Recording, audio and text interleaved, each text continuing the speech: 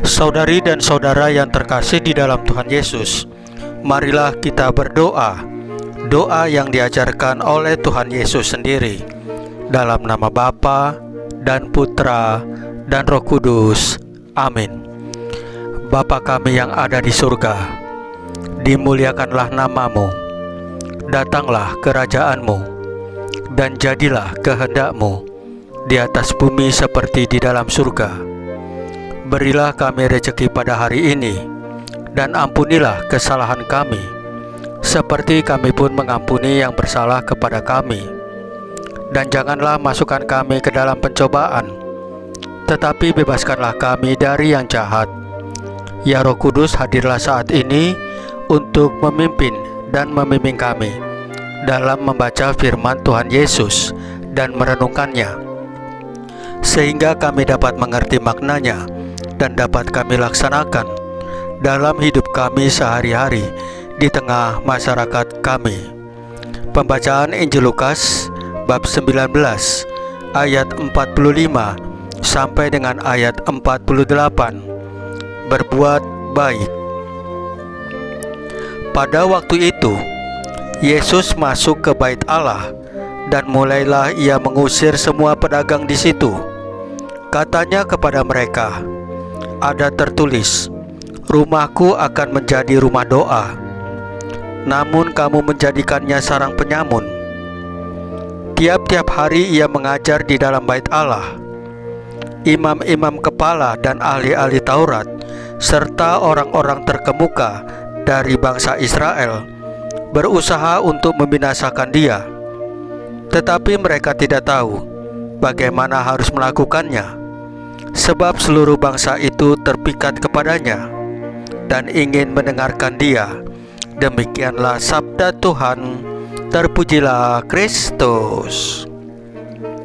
Saudari dan saudara yang terkasih di dalam Tuhan Yesus, Tuhan Yesus dalam Injil hari ini mengalami perlawanan.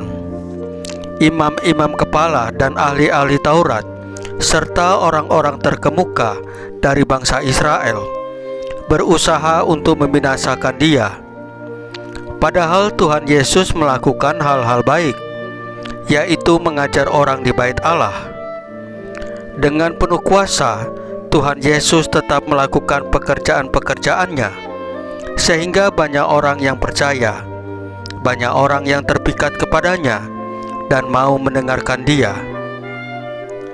Dalam hidup sehari-hari, kita menyadari bahwa untuk melakukan apa yang baik dan benar tidaklah mudah, apalagi kalau itu mengganggu kenyamanan dan kemapanan orang lain yang telah lama bercokol dalam hal-hal buruk.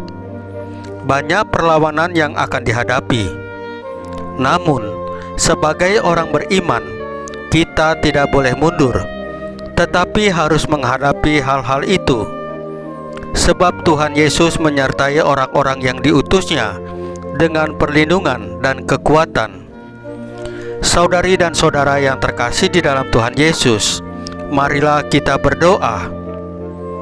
Ya Bapa yang Maha Baik, kuatkanlah kami untuk tidak lelah berbuat baik, untuk tidak berhenti mengasihi dan melayani dikau dan sesama.